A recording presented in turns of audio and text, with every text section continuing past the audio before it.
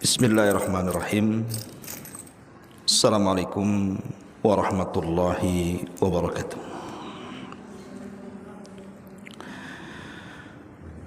Alhamdulillah, alhamdulillahi rabbil alamin, wa bihi nasta'in wa ala umurid dunya waddin, wassalatu wassalamu ala ashrafil anbiya'i wal mursalin Sayyidina Muhammadin wa ala alihi wa sahbihi ajmain, amma ba'du.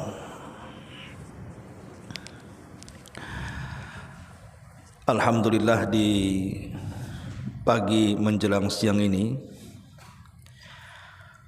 kita masih diberikan kesempatan untuk kembali bertalabul ilmi di Masjid Salahuddin Tiban Pajak, karena sebentar lagi kita akan menghadapi bulan Dzulhijjah, di mana banyak amalan-amalan yang terdapat di dalam bulan Dzulhijjah. Bahkan ada satu hari di mana hari ini merupakan hari-hari terbaik dunia. Itulah yang disebut dengan Ashrul Awal min Dzulhijjah, 10 awal bulan Dzulhijjah. Para ulama mengkategorikan bahwa 10 awal bulan Dzulhijjah itu adalah hari-hari terbaik dalam dunia. Lah, di hari-hari terbaik dalam dunia ini ada satu syariat yang sangat agung, yang merupakan syiar daripada syiar-syiar Islam yang mulia. Syariat itu adalah al-udhiyatu, menyerahkan hewan kurban kepada Allah Subhanahu wa ta'ala sebagai bentuk hadiah kita kepadanya. Dan tentunya syariat kurban ini bukan hanya syariat yang disyariatkan kepada kita saja sebagai umat Islam, tapi syariat ini sudah lama disyariatkan oleh Allah Subhanahu wa ta'ala kepada para nabi dan rasul. Dan yang pertama kali memberikan contoh syariat ini adalah Nabiullah Ibrahim alaihi salatu wassalam, yang ma'ruf kisahnya dicantumkan dalam surah As-Saffat ayat 111, 102 sampai 111. Allah Subhanahu wa ta'ala berfirman, "Falamma balagha ma'ahu as-sa'ya."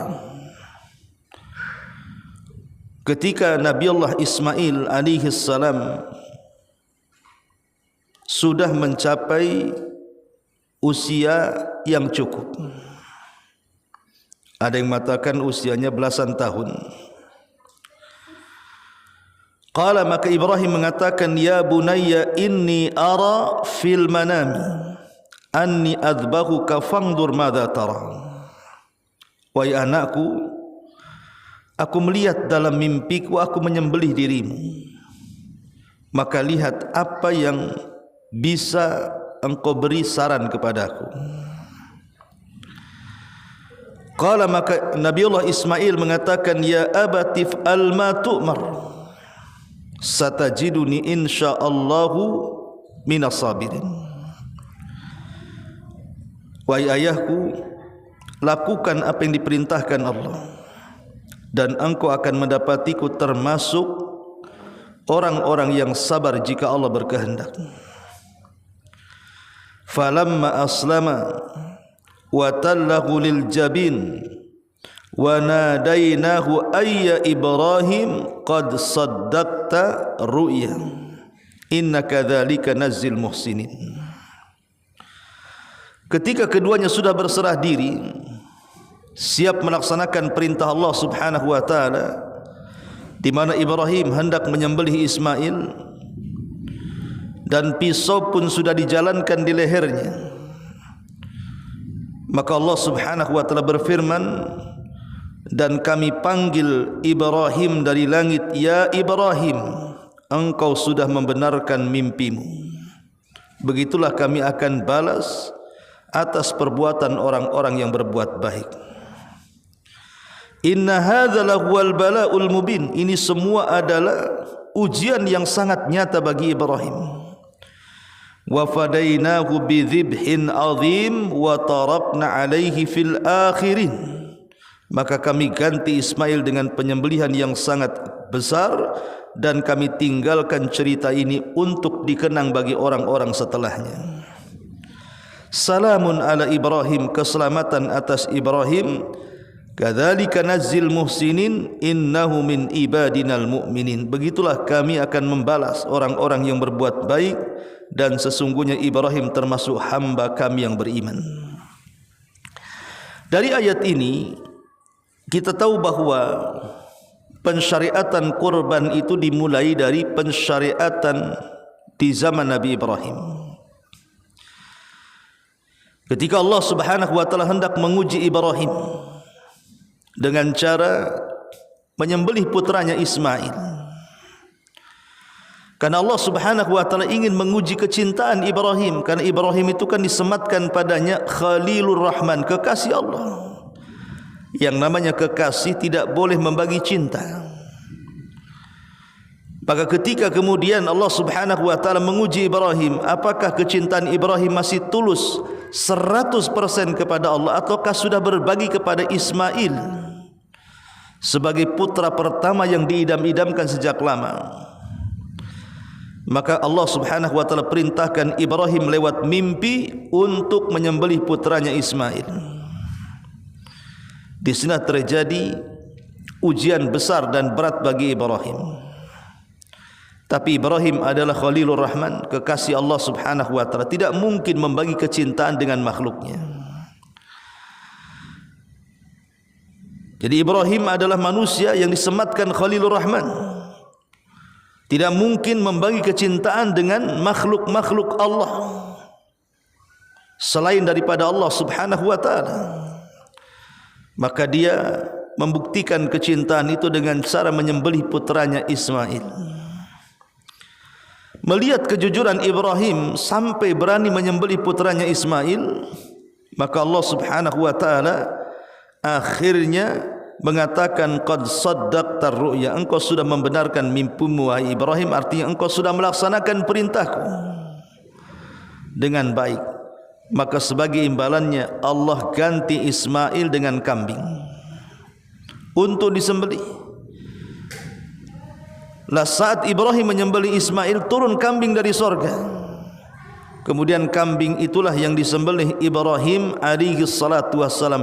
Dari sinilah awal mula pensyariatan kurban.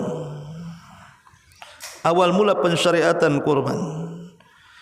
Karena Nabi kita Muhammad sallallahu alaihi wasallam adalah penerus syariat Ibrahim, makanya kemudian Nabi kita Muhammad sallallahu alaihi wasallam pun mensyariatkan kurban kepada umatnya. Ma'asyiral muslimat yang dimuliakan Allah Subhanahu wa taala, tentu banyak hikmah yang kita akan peroleh. Kenapa Islam menganjurkan kepada kita untuk berkurban? Apa hikmah di balik kurban itu? Pertama, bahwa kurban itu adalah bentuk syukur kita kepada Allah Subhanahu wa taala. Jadi kurban itu bentuk syukur kita kepada Allah atas dua nikmat. Pertama, nikmat harta, yang kedua nikmat hidup. Allah Subhanahu wa taala sudah menganugerahkan kepada kita kehidupan, sehingga kita bisa bernafas, kita bisa berjalan, kita bisa menikmati kehidupan dunia ini. Dan juga Allah Subhanahu wa taala sudah memberikan harta yang banyak kepada kita.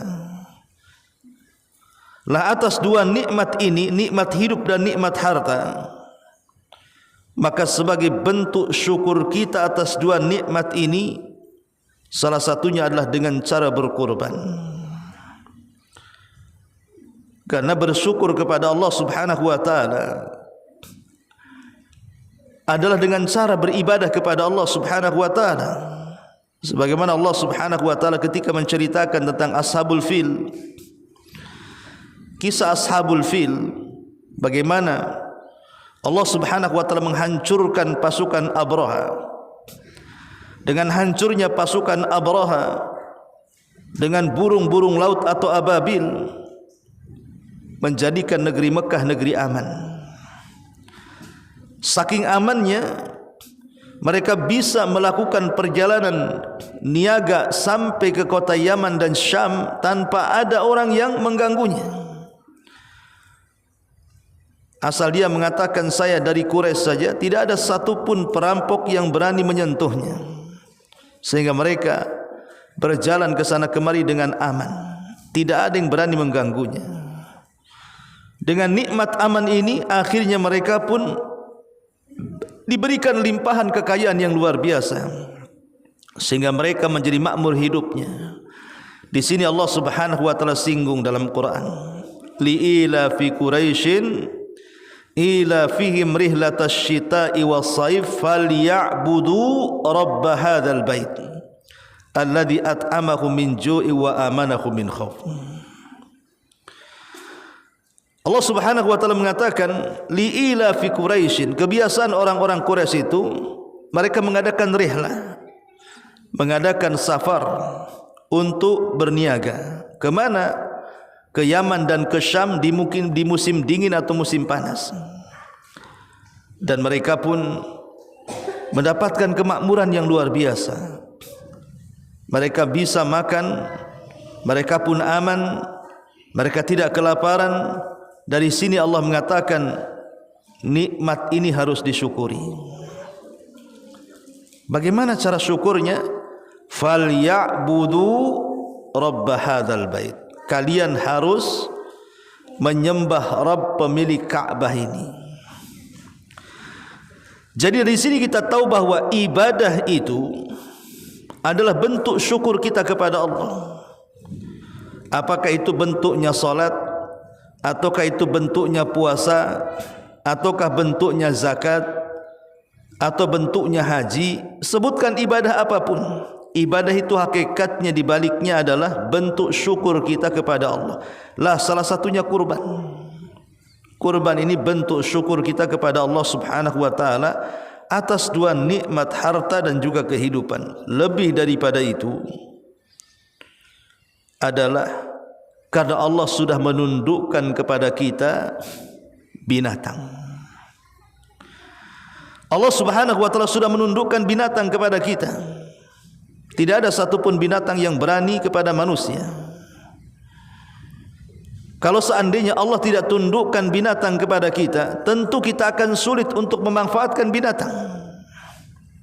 Tapi dengan ditundukkannya binatang kepada kita, sehingga kita bisa memakan dagingnya. Kita bisa makan daging ayam, daging kambing, daging sapi, daging unta, dan daging binatang-binatang yang dihalalkan kepada kita. Kita bisa meminum air susunya, susu kambing, susu unta, susu sapi gitu. Kita bisa mengendarai punggungnya seperti kuda, unta dan lain sebagainya.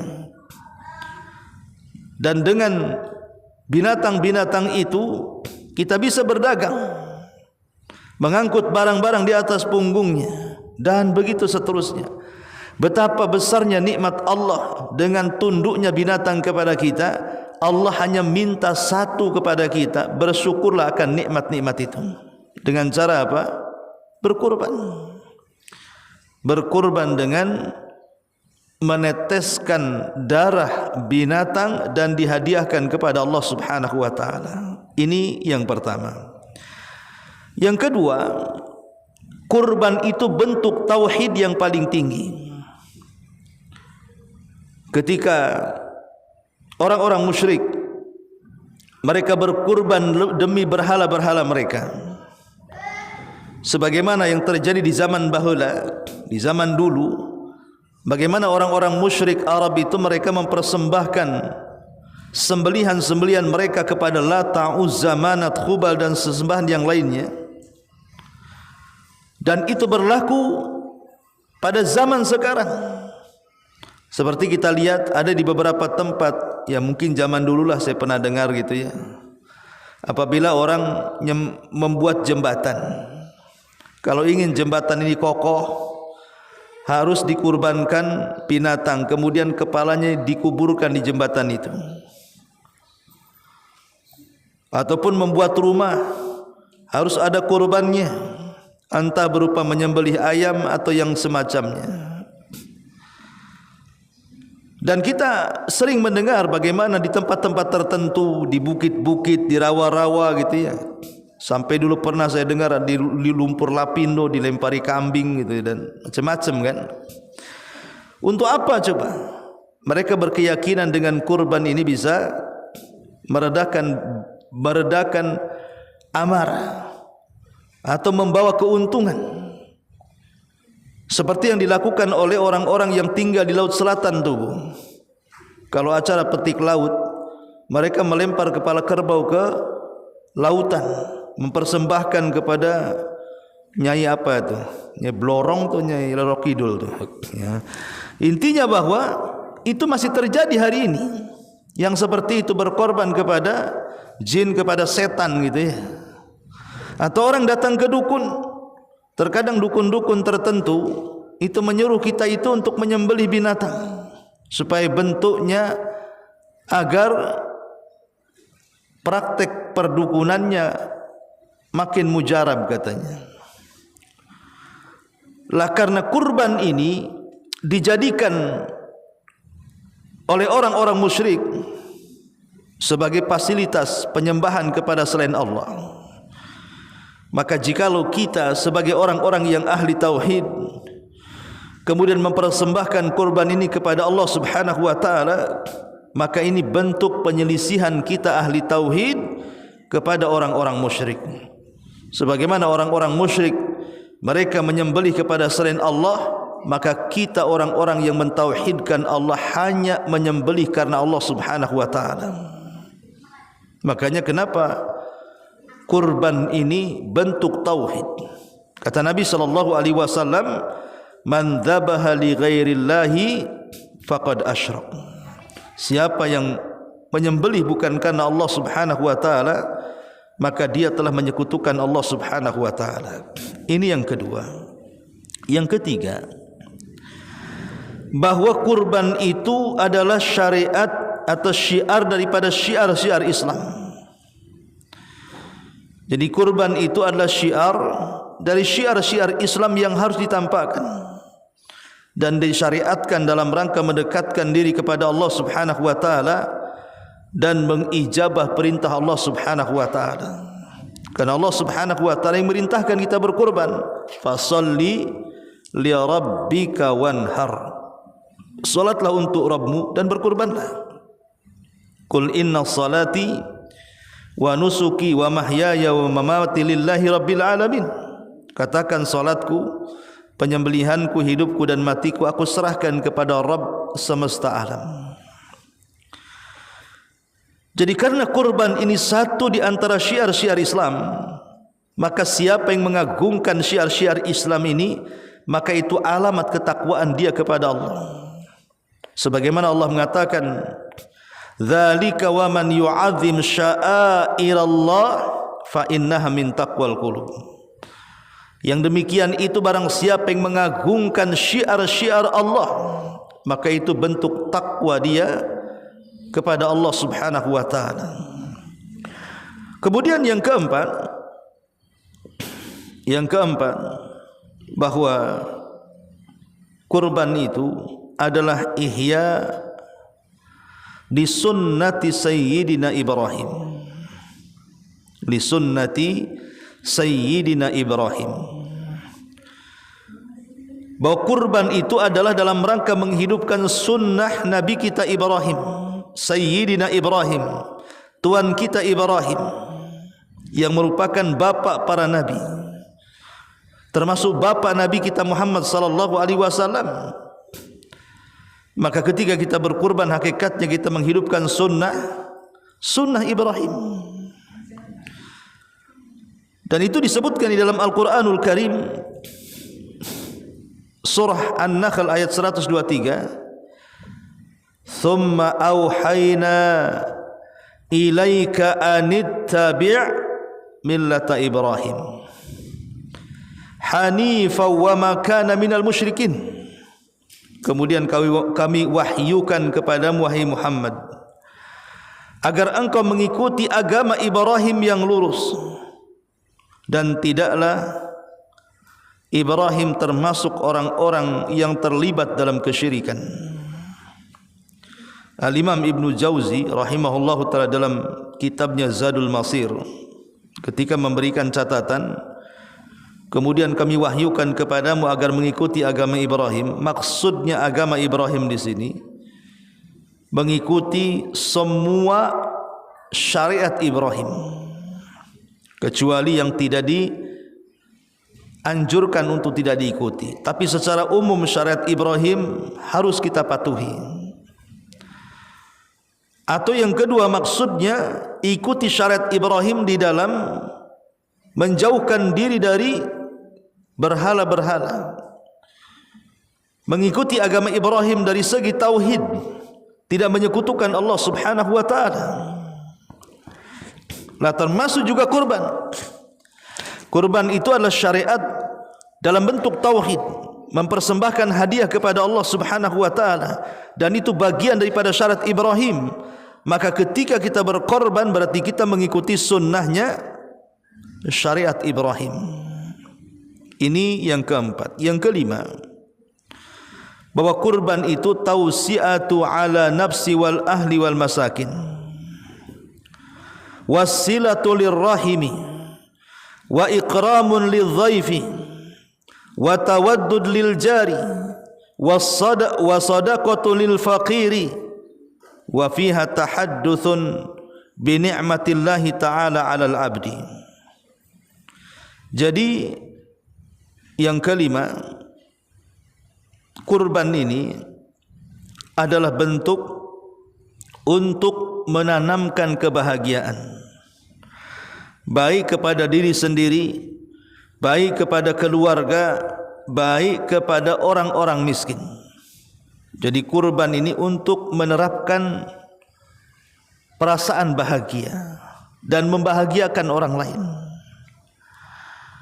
membahagiakan diri sendiri, membahagiakan keluarga dan orang-orang miskin. Dan ini ibadah yang paling dicintai Allah.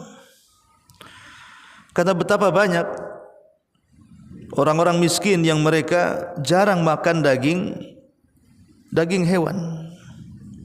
Ya mungkin di negara kita oke lah ya, orang miskin pun masih bisa beli kambing, beli ayam walaupun jarang-jarang. Tapi di tempat-tempat tertentu, di pengungsian karena ada bencana, ada peperangan dan begitu seterusnya, terkadang mereka tidak pernah merasakan enak lezatnya makan daging kan. Makanya ketika kita memberi makan mereka fakir miskin dengan cara memberi daging-daging kurban, apakah mentah ataupun matang, itu bentuk kita ini menanamkan kebahagiaan di hati-hati orang-orang. Dan Rasulullah SAW pernah ditanya tentang seutama-utama amal yang lebih dicintai Allah, maka Rasul mengatakan sururun tudkhiluhu ala qalbil muslim, kebahagiaan yang kau tanamkan kepada orang-orang yang beriman. Kemudian juga silatul lirrahimi, kurban juga bentuk silaturrahim kepada kerabat dengan cara membagi-bagikan daging kurban kepada mereka. Wa ikramun lidhaifi, atau memuliakan tamu. Jikalau tamu tempat berdatang di waktu Idul Adha. Wa tawaddudu lil jar, ataupun merajut perasaan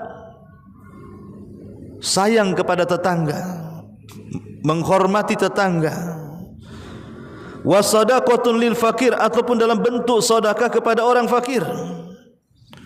Wa fiha tahadduthun bi ni'matillahi 'alal abdi, dan itu bentuk kita ini menampakkan nikmat Allah terhadap hambanya. Ini di antara hikmah yang kelima. Hikmah yang keenam. Hikmah yang keenam,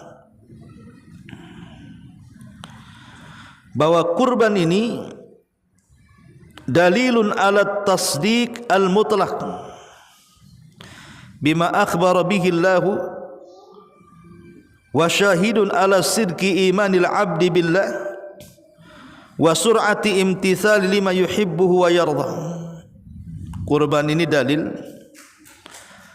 ala tasdiqil mutlak, seseorang membenarkan secara mutlak bima akhbara bihillah, dengan apa yang Allah habarkan dengannya. Artinya ketika Allah Subhanahu wa taala menjelaskan dalam Al-Quran perintah kurban, langsung kita lakukan karena kita membenarkan atas perintah itu. Wa syahidun ala sidqi imanil abdi, bahkan boleh jadi itu bentuk persaksian terhadap kejujuran iman seorang hamba kepada Allah. Wa sur'ati imtithalihi lima yuhibbuhu wa yarda, dan lekasnya kita menjalankan perintah apa-apa yang Allah sukai dan Allah ridhai. Jadi kurban ini bentuk melaksanakan seluruh perintah Allah yang dihabarkan di dalam Al-Quran tanpa ada keraguan. Ketika Allah mengatakan fasalli li rabbika wanhar, salatlah untuk Rabbmu dan berkurbanlah, maka kita katakan sami'na wa ata'na, kita mendengar dan kita taat, langsung kita laksanakan tanpa ada keraguan. Ini yang keenam. Yang ketujuh, bahwa kurban itu syairatun yata'allam al-mu'min min khilali fi'liha as-sabr. Kurban ini kalau kita melihat ceritanya, kisah Nabi Ibrahim dan juga Ismail, ada pelajaran besar tentang akhlak sabar, tentang akhlak kesabaran. Bagaimana sabarnya Ibrahim alaihi salatu wasallam ketika menjalankan perintah untuk menyembelih putranya, dan bagaimana sabarnya Ismail menerima perintah itu. Dan akhlak sabar itu akhlak yang sangat mulia, karena sabar itu bagian daripada ibadah yang tanpa batas pahalanya. Innama yuwaffas sabiruna ajrahum bighairi hisab. Hanya saja kami memberikan balasan kepada orang-orang yang sabar itu tanpa batas. Maka dari kurban ini ada pelajaran besar tentang kesabaran. Tapi betapa banyak orang-orang yang setiap tahun mereka kurban, entah dengan sapi, entah dengan unta, entah dengan kambing, entah berserikat sapi, berserikat unta dan begitu seterusnya. Tapi akhlak sabar ini tidak ada pada orang-orang yang berkurban.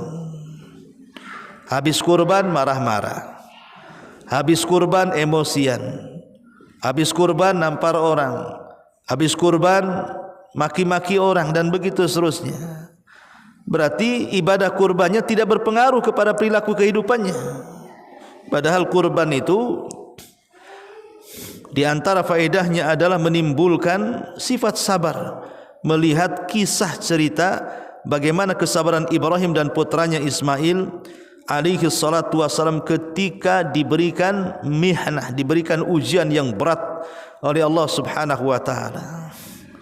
Maka seberat apapun ujian itu, berusahalah kita sabar sebagaimana sabarnya Ibrahim dan juga Ismail alaihi salatu wassalam. Kemudian yang nomor 8. Yang nomor 8, dari kurban ini juga kita diajarkan oleh Allah Subhanahu wa taala agar kita senantiasa memberikan hadiah yang terbaik. Hadiah yang terbaik untuk Allah Subhanahu wa taala. Kepada makhluk saja tidak mungkin kita memberikan hadiah asal-asalan. Karena hadiah itu kan bentuk kita menyenangkan orang. Kalau kita memberikan hadiah kepada orang saja, bagaimana supaya orang yang diberikan hadiah itu senang? Tentu kita tidak asal-asalan. Yang kita senangkan adalah Tuhan yang menciptakan kita, Tuhan yang menghidupkan dan matikan kita, Tuhan yang telah memberikan banyak rezeki kepada kita. Tentu hadiah yang kita persembahkan juga tidak hadiah kecil, harus hadiah yang terbaik. Karena Allah Subhanahu wa taala jamil, Allah itu indah. Allah itu baik, tidak menerima kecuali yang baik-baik. Lihat kisah Qabil dan Habil. Ketika Nabi Adam alaihi salatu wasallam hendak menikahkan dua putranya dengan cara silang, maka Qabil tidak menerima. Karena melihat kembaran Habil itu kurang cantik, sementara kembaran dirinya cantik. Akhirnya kemudian karena salah satunya menolak, Allah Subhanahu wa taala perintahkan kepada Nabi Allah Adam untuk keduanya berkurban. Siapa yang diterima kurbannya, maka dia berhak mengambil pasangannya. Akhirnya kemudian berkurbanlah dua putra Adam ini. Habil yang mewarisi sifat ayahnya Adam, dia paham apa yang harus dipersembahkan kepada Allah. Karena dia seorang peternak, dia mengambil kambing yang paling besar, yang paling indah, yang layak untuk dikurbankan. Karena tahu ini adalah hadiah kepada Allah. Tapi Qabil dasar memang sudah penuh dengan penyakit hatinya. Dikiranya ini main-main, sehingga dia pun mengambil, karena dia seorang petani, dia pun mengambil buah-buahan yang jelek, yang buruk, yang tidak layak untuk dimakan. Itu pun yang dipersembahkan kepada Allah Subhanahu wa taala. Ya, secara otomatis korbannya Habil diterima dan korbannya Qabil ditolak oleh Allah Subhanahu wa taala. Akhirnya Qabil pun marah, kemudian mengancam untuk membunuh si Habil, dan ancaman itu tidak main-main, sampai terbukti terjadi pembunuhan pertama di dunia. Qabil membunuh Habil. Syahidnya adalah Allah Subhanahu wa taala menerima kurbannya Habil dan menolak kurbannya Qabil. Kenapa Habil diterima kurbannya? Kenapa Qabil ditolak kurbannya? Karena Habil tahu apa yang harus dilakukan dalam berkurban. Dia tidak mungkin menyerahkan kecuali yang baik-baik, yang indah-indah. Innallaha jamilun yuhibbul jamal. Allah itu indah, tidak menerima kecuali yang indah-indah. Innallaha tayyibun la yaqbalu illa tayyiba. Allah itu baik, tidak menerima kecuali yang baik-baik. Makanya kalau kita hendak berkurban, carilah kambing terbaik kalau kita hendak menyembelih kambing. Carilah sapi terbaik kalau kita hendak menyembelih sapi, atau unta terbaik kalau kita hendak menyembelih unta. Jangan sampai kemudian kurban yang kita persembahkan itu kurban yang ada cacatnya. Makanya kenapa Nabi sallallahu alaihi wasallam mengatakan arba'un la tajuzu fi dhahaya. Ada 4 cacat tidak boleh seseorang itu mengorbankan kurban. Karena kalau tetap kemudian dikurbankan sementara dia memiliki cacat, maka korbannya tidak sah dan tidak diterima. Korbannya tidak sah, bahkan korbannya tidak akan diterima. Apa kata Nabi sallallahu alaihi wasallam? Pertama, ya, korbannya pincang dengan pincang yang jelas. Korbannya pincang dengan pincang yang jelas. Kemudian yang kedua, korbannya buta sebelah dengan buta sebelah yang jelas. Jadi kambingnya atau sapinya atau untanya atau hewan kurbannya dia buta sebelah dengan buta yang jelas. Kemudian yang ketiga, kurbannya sakit dengan sakit yang jelas. Kemudian yang keempat, kurbannya terlampau kurus karena terlampau tua, tidak bersumsum. Ya. Lah ini menunjukkan bahwa kenapa Nabi sallallahu alaihi wasallam mengatakan kalau ada 4 cacat ini korbannya tidak akan diterima, menunjukkan bahwa dalam berkorban itu memberikan yang terbaik. Kambing yang tidak buta, kambing yang tidak pincang, kambing yang tidak kurus, kambing yang tidak sakit. Berikan yang terbaik kepada Allah Subhanahu wa taala. Semoga itu menjadi penerimaan yang baik di sisi Allah Subhanahu wa taala. Ma'asyiral muslimat yang dimuliakan Allah Subhanahu wa taala, inilah di antara 8 hikmah kenapa kita disyariatkan berkorban. Adapun sedikit hal-hal yang berkaitan dengan korban. Pertama, hukum kurban. Hukum kurban menurut mayoritas para ulama sunnah muakkadah. sunnah muakkadah. Tapi menurut ulama yang lain seperti Abu Hanifah, korban ini hukumnya wajib. Korban ini hukumnya wajib. Baik yang mengatakan sunnah muakkadah, baik yang mengatakan wajib, tetap saja artinya korban itu tidak pernah ditinggalkan Nabi SAW. Bahkan dijelaskan oleh Abdullah ibn Umar radhiyallahu anhuma, Nabi berada 10 tahun di kota Madinah. Dia tidak pernah meninggalkan kurban sejak disyariatkannya. Jadi sejak disyariatkannya tahun kedua Hijriah sampai beliau wafat, beliau tidak pernah meninggalkan kurban. Beliau tidak pernah meninggalkan kurban. Oleh karena itulah kalau kita ingin mencontoh Nabi kita Muhammad sallallahu alaihi wasallam, maka contohlah Nabi. Kalau kita punya kesanggupan untuk berkurban, berkurbanlah tiap tahun. Itu yang dilakukan Nabi sallallahu alaihi wa ala alihi wasallam. Jadi secara hukum memang ada yang mengatakan sunnah muakkad, ada yang mengatakan wajib.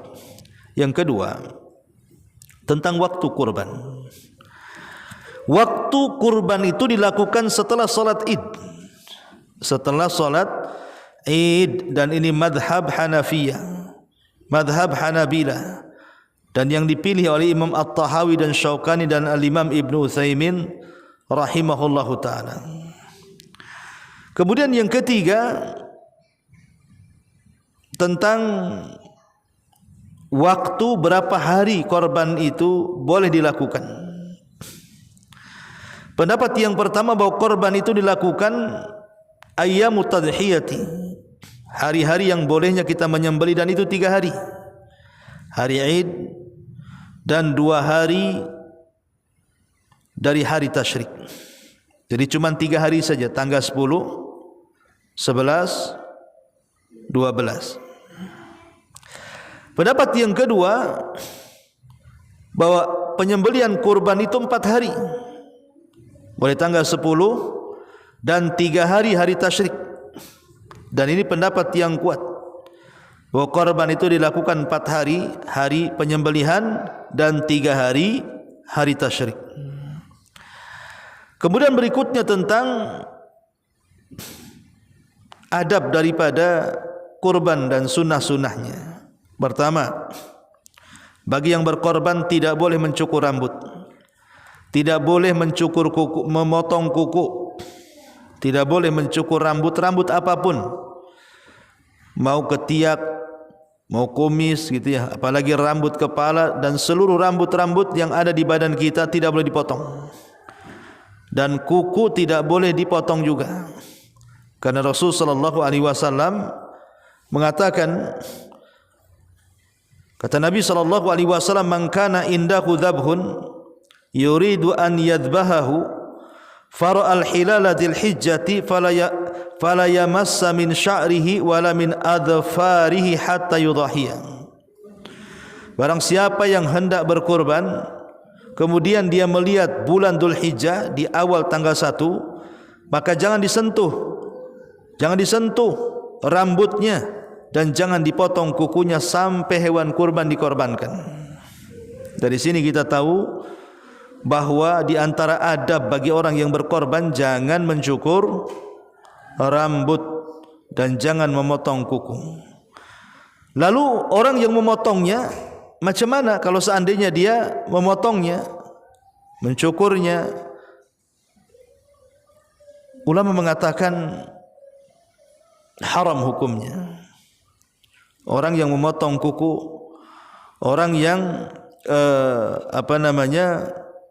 memotong rambut apa saja, maka dia terjatuh kepada keharaman.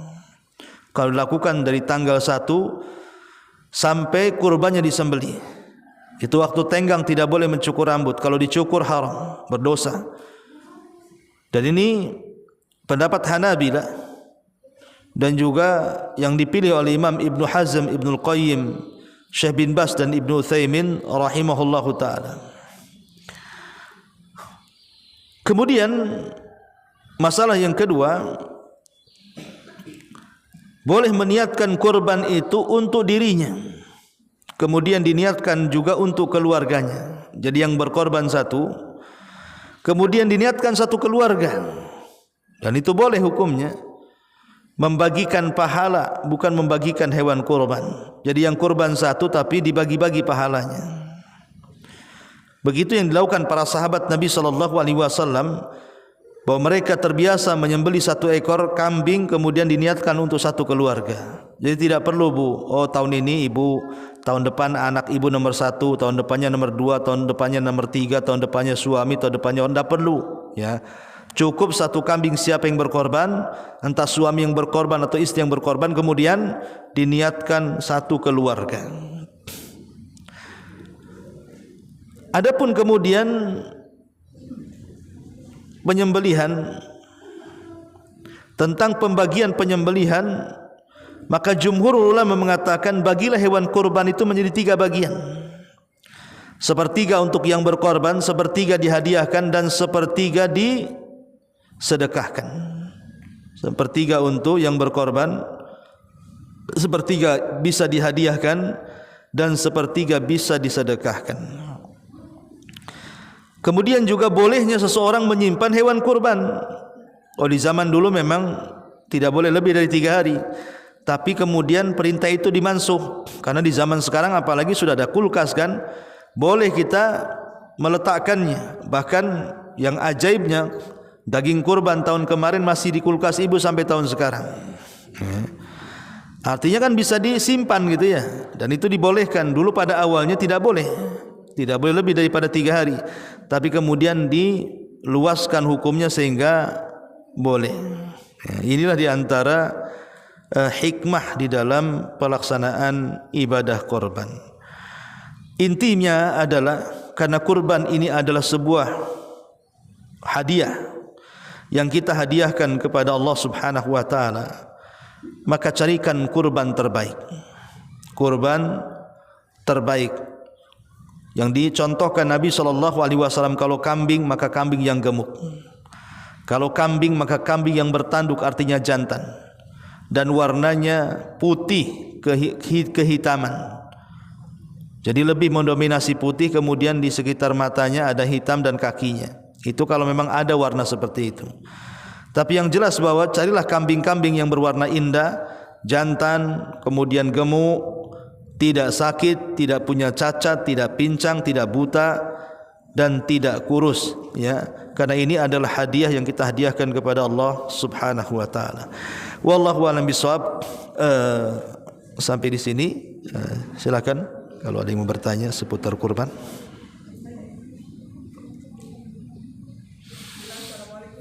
Waalaikumsalam. Pertanyaannya adalah apa bedanya yang sepertiga untuk dihadiahkan dan sepertiga disedekahkan? Iya, bedanya kalau dihadiahkan itu boleh kepada orang kafir.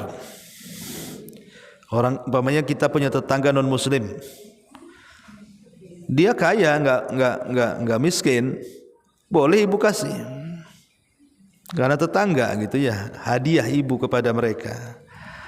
Atau kepada orang kaya yang merupakan mungkin kerabat atau teman, satu kantor, satu pekerjaan, satu komplek gitu ya.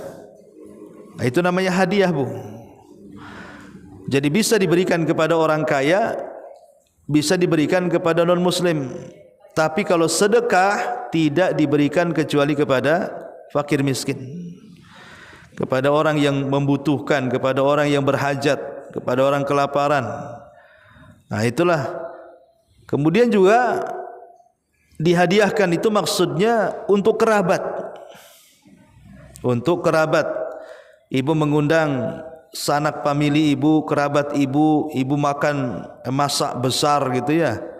Masak rawon, masak rendang, masak apalah. Kemudian diundang karib kerabat, kemudian makan bersama di rumah ibu, itu bentuk hadiah artinya. Tapi kalau sedekah, maka itu di luar daripada kerabat. Orang lain yang miskin, orang lain yang fakir, ya, ibu kasih makan mereka, entah daging mentahnya, entah daging matangnya. Itu bedanya hadiah dan sedekah. Wallahu a'lam. Pertanyaan Waalaikumsalam.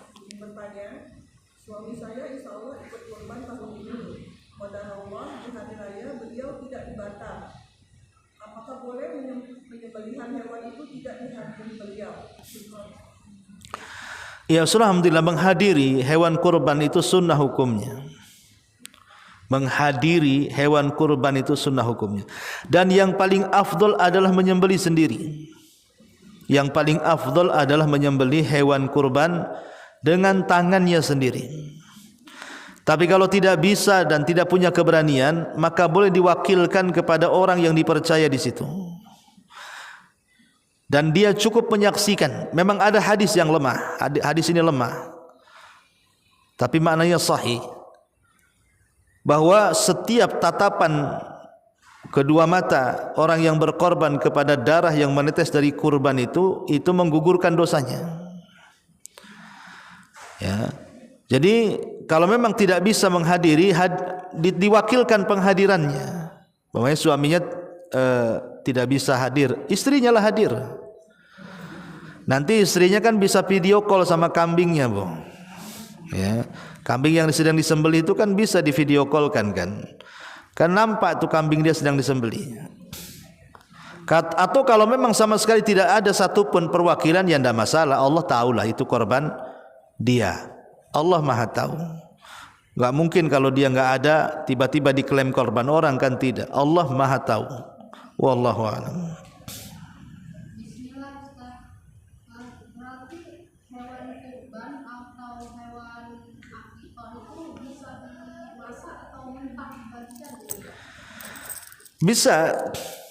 Bisa ibu pakai mentahnya, bisa ibu pakai matangnya. Ya, terserah gitu ya. Karena kan intinya itu penyembelihan, Bu. Seperti akikah itu kan penyembelihan karena kelahiran. Kalau kurban ini penyembelihan karena penghadiahan setiap tahun sekali kepada Allah Subhanahu wa taala. Di sini ada pertanyaan, Afwan,